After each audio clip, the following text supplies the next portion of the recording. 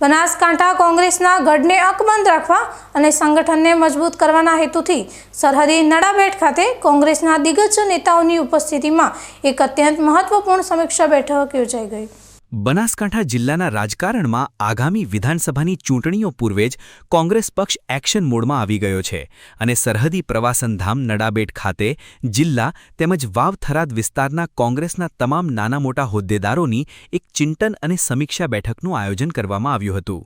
આ બેઠકમાં કોંગ્રેસના અગ્રણીઓએ સત્તાધારી ભાજપ પક્ષ પર અત્યંત આક્રમક પ્રહારો કરતા ગંભીર આક્ષેપો લગાવ્યા હતા કે તાજેતરની સ્થાનિક ચૂંટણીઓ દરમિયાન ભાજપ દ્વારા લોકશાહી નું ચીરહરણ કરીને ઉમેદવારો પર સરકારી તંત્રનો દુરુપયોગ કરીને ભારે દબાણ લાવવામાં આવ્યું હતું તેમજ પૈસા અને સત્તાના જોરે ઉમેદવારી ફોર્મ પાછા ખેંચાવવા માટે સામ દામ દંડ ભેદની નીતિ અપનાવાઈ હતી। બેઠકમાં રણનીતિ સ્પષ્ટ કરતા જણાવાયું હતું કે આગામી 31 મે અને 1 જૂનના રોજ કોંગ્રેસના રાષ્ટ્રીય નેતા અને ગુજરાત પ્રદેશના મહાસચિવ મુકુલ વાસનિકજી ખાસ ગુજરાતની મુલાકાતે આવી રહ્યા છે, જેઓ મધ્ય અને ઉત્તર ગુજરાતની બેઠકોનું બારીકાઈથી નિરીક્ષણ કરશે। પક્ષમાં નિષ્ક્રિય રહેતા હોદ્દેદારોને ઘર ભેગા કરવા અને પાયાના કાર્યકરોને સક્રિય કરવા માટે ટૂંક જ સમયમાં જિલ્લા, બ્લોક અને વોર્ડ સ્તરના તમામ હોદ્દેદારોના પરફોર્મન્સનું આકરું નિરીક્ષણ કરવામાં આવશે અને તેના જ આધારે વર્ષ 2027ની વિધાનસભાની ચૂંટણી માટે અભેદ્ય રણનીતિ તૈયાર કરાશે।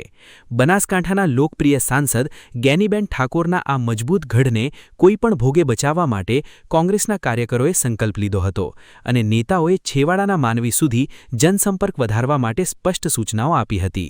આ ચિંતન બેઠકમાં કોંગ્રેસના ગુજરાતના પ્રભારી તેમજ બનાસકાંઠા કોંગ્રેસના અગ્રણી ગુલાબસિંહ રાજપૂત, આંબાભાઈ સોલંકી, કેપી ગઢવી અને દુદાજી રાજપૂત સહિતના ટોચના આગેવાનો અને મોટી સંખ્યામાં કાર્યકરો ઉપસ્થિત રહ્યા હતા, જ્યાં જિલ્લા પંચાયત, તાલુકા પંચાયત અને નગરપાલિકાના વિજેતા સદસ્યોનું ખાસ સન્માન કરી તેમનો જુસ્સો વધારવામાં આવ્યો હતો। यहाँ पर नाड़ाबेट में माता जी के प्रांगण में हम लोगों ने यहाँ पर अपनी समीक्षा बैठक की है और ये समीक्षा बैठक केवल इसीलिए नहीं है कि हम लोग सिर्फ अपने जीते हुए उम्मीदवारों का सम्मान कर रहे हैं, हम साथ ही साथ जो हमारे उम्मीदवार जितने भी लड़े खराब परिस्थितियों में उनको हर तरीके का बीजेपी की तरफ से दबाव बनाया गया,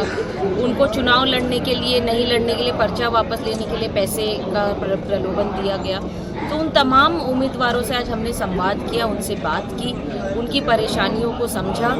और आने वाली 31 और 1 तारीख को हमारे संगठन जो हमारे गुजरात प्रदेश के महासचिव मुकुल वासनिक जी राज्यसभा सदस्य गुजरात आ रहे हैं और वह मध्य और उत्तर गुजरात जोन की दोनों जो हम रिपोर्ट यहाँ से लेकर जाएंगे उसकी समीक्षा करेंगे और आगे की रणनीति और निर्णय जो भी लेना होगा, क्या जिला अध्यक्ष की क्या परफॉर्मेंस है, जवाबदारी है, ward president, block president, city president, सभी लोगों की हम लोग भूमिका को इसमें समीक्षा में लेंगे और आगे की 2027 की बड़ी लड़ाई लड़ेंगे, क्योंकि आज गुजरात की जनता ही नहीं पूरे देश की जनता महंगाई से त्रस्त है, पेट्रोल डीजल के दाम बढ़े हुए हैं, आम जनता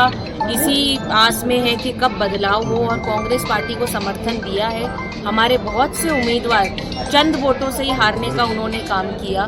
तो निश्चित तौर पर मैंने हमारे जो जिला अध्यक्ष हैं और जितने भी जिला के आगेवान हैं सबको निर्देश दिए हैं कि एआईसीसी जो हमारी हाई कमान है बहुत गंभीर है इस बार और बनासकांठा हमारा कांग्रेस का गढ़ है, गैनीबेन ठाकुर हमारी सांसद यहाँ से आती है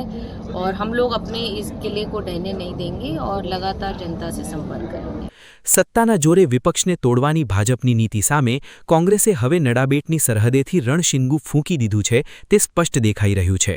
પ્રજાની વચ્ચે જઈને લોકપ્રિય સાંસદ ગેનીબેન ઠાકોરની રાજકીય વિરાસત અને પક્ષના અસ્તિત્વને બચાવવા માટે કોંગ્રેસના આ આક્રમક તેવર અને 2027ની વિધાનસભાની પૂર્વ તૈયારીઓ આગામી દિવસોમાં બનાસકાંઠાના રાજકારણને વધુ ગરમાવે છે કે કેમ તે જોવું રસપ્રદ રહેશે।